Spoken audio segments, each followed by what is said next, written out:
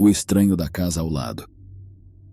Eu morava ao lado de um garoto que sempre tinha bandagens enroladas em toda a cabeça, até mesmo cobrindo o rosto. Lembrei-me de que seu nome era Wilbur, um garoto de 12 anos que nunca saía de casa.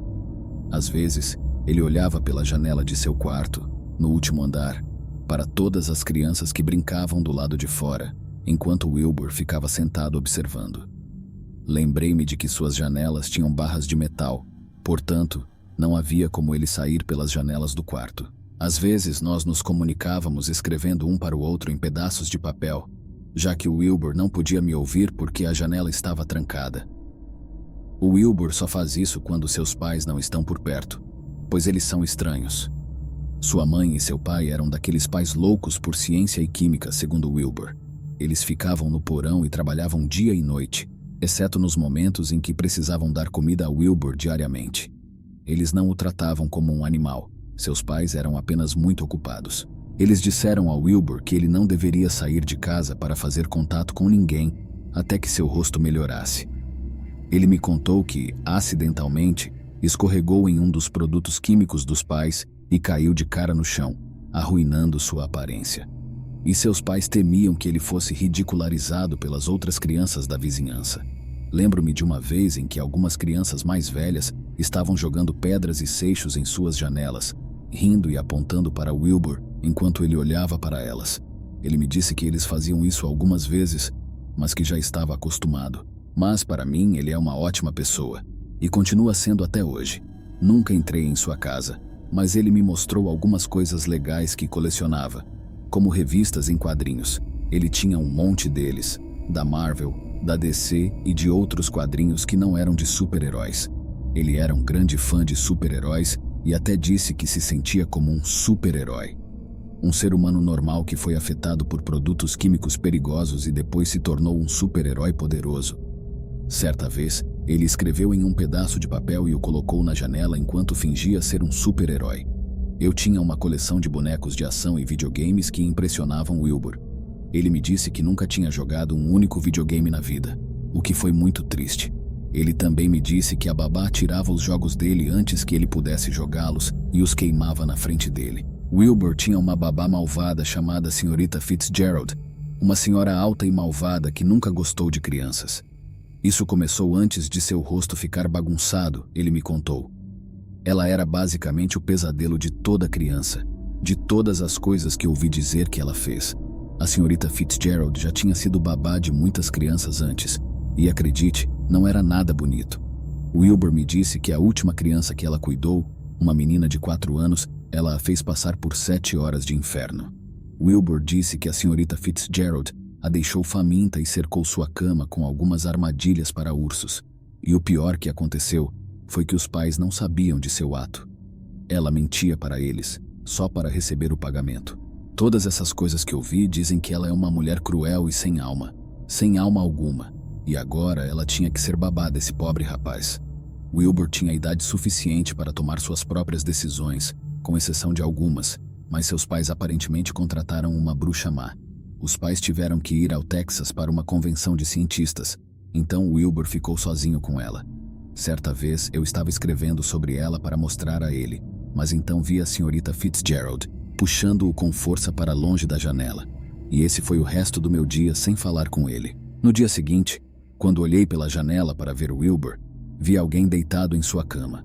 Olhando para a cabeça enfaixada da pessoa, bati com o punho na janela, tentando chamar a atenção do Wilbur. Ele se sentou lentamente na cama, enxugando as lágrimas dos olhos. Ele parecia estar chorando, o que me fez pensar. Fiquei preocupado ao ver hematomas em seus braços e pernas, com um tom escuro e desbotado de roxo. Ele foi escrever algo em um pedaço de papel. Quando Wilbur terminou de escrever, ele foi até a janela e pressionou o bilhete no vidro. O que ele escreveu me aterrorizou, e toda a situação ainda estava gravada no fundo da minha mente. Algo que eu sabia que nunca esqueceria. Ele escreveu: "Help me", ajude-me. O que piorou a situação foi que a letra dele estava rabiscada no papel e era quase ilegível. Wilbur continuou batendo na janela com a outra mão. Então, de repente, vi outra pessoa entrar correndo no quarto ao lado dele. Era ela. Você sabe quem? Ela tinha algo em suas 2 mãos grandes e gordinhas. Em uma mão havia um limão e na outra uma tesoura. O que a senhorita Fitzgerald fez me aterrorizou ainda mais. A senhorita Fitzgerald correu até Wilbur, agarrou sua cabeça e a manteve imóvel. Eu o vi gritando de dor e medo, então sabia que tinha de fazer alguma coisa. Ao mesmo tempo, não conseguia parar de assistir. Ela usou a tesoura para abrir as bandagens, retirou-as da cabeça dele e as jogou para o lado. O que vi quase me fez vomitar, algo que me deixou doente. Fiquei totalmente chocado ao ver o rosto real e deformado de Wilbur. Sua cabeça estava completamente coberta por bandagens, e eu sabia o propósito do que estava por baixo. Vi seu rosto quase derretido, mostrando uma camada vermelha escura por baixo. Eu só conseguia imaginar o rosto dele parecendo queijo derretido em um cheeseburger. Todo o rosto de Wilbur, até mesmo um de seus globos oculares, estava um pouco queimado. Os produtos químicos o haviam bagunçado muito. A senhorita Fitzgerald cortou o limão ao meio com a tesoura, prendendo Wilbur na cama. Em seguida, ela jogou a tesoura para o lado, ao lado das bandagens, e segurou a cabeça dele com uma mão. Com a outra mão, ela espremeu uma fatia de limão na cabeça de Wilbur, em seus olhos, na camada vermelha de seu rosto. A expressão dolorosa em seu rosto, seus gritos altos e abafados. Seu rosto ardia com o ácido do suco de limão. Ela usou o outro limão para espremer em seu rosto novamente, torturando Wilbur com extrema dor. Decidi bater com o punho na janela, o que foi uma péssima ideia. A senhorita Fitzgerald olhou para a janela do quarto diretamente para mim. Dei um pulo para trás, ela me notou. Ela correu de volta para fora do quarto, empurrando Wilbur para baixo enquanto ele gritava de dor e agonia. Eu sabia o que ela ia fazer, então saí correndo do meu quarto e desci as escadas. O lado bom dessa situação é que meus pais não sabiam do Wilbur e do fato de que estavam no trabalho por um tempo. Tranquei a porta da frente, esperando que a senhorita Fitzgerald não entrasse na minha casa. Procurei o telefone da casa, mas quando estava procurando, um estrondo alto tocou meus ouvidos. Olhei para trás, para a porta, notando seu rosto vermelho e suado e seus cabelos loiros cacheados. Pela expressão de seus olhos, eu sabia que haveria algum problema. Ela continuou batendo na porta, quase gritando. Enquanto procurava o telefone, finalmente o vi, ao lado do sofá, sobre a mesa de centro. Corri em direção a ele, discando 911, enquanto os sons dos gritos ameaçadores da senhorita Fitzgerald eram ouvidos do lado de fora. Esperando por alguns toques, finalmente ouvi a voz da telefonista, a saudação habitual de uma telefonista do 911. Comecei a explicar toda a situação, do começo ao fim, da forma mais rápida e clara possível. Disseram-me para esperar pacientemente, pois a polícia chegaria à minha casa em breve. Demorou alguns minutos para a polícia chegar à minha casa. Não só eles chegaram, mas meus pais também chegaram mais cedo do trabalho. Aparentemente, eles receberam uma ligação da polícia, explicando minha situação, e decidiram voltar para casa. Meus pais estavam extremamente preocupados e assustados, e me fizeram mais perguntas sobre o assunto do que a polícia. Tive de explicar tudo, desde que eu era amigo do Wilbur até como os pais dele o deixaram com uma babá abusiva e o que ela tentou fazer. Cerca de 1 hora depois, um policial veio até mim e tinha algo que queria me contar sobre as horríveis atrocidades que aconteceram na casa ao lado. A verdade sobre a babá, os pais e Wilbur foi realmente chocante. Com base nas evidências que encontraram, os pais de Wilbur não eram seus pais de fato. Eles adotaram o Wilbur de um orfanato fora da cidade, apenas para fazer um experimento com ele. Essa foi a razão pela qual se mudaram para o Texas, para se esconderem.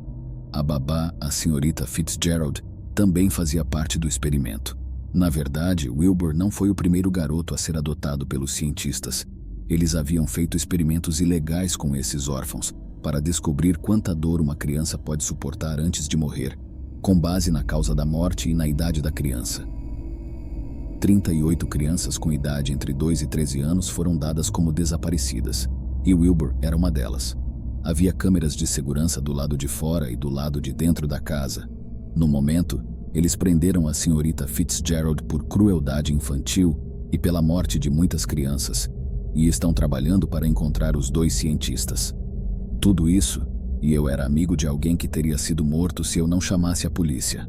Aparentemente, Wilbur também tentou mentir sobre quase tudo o que me contou.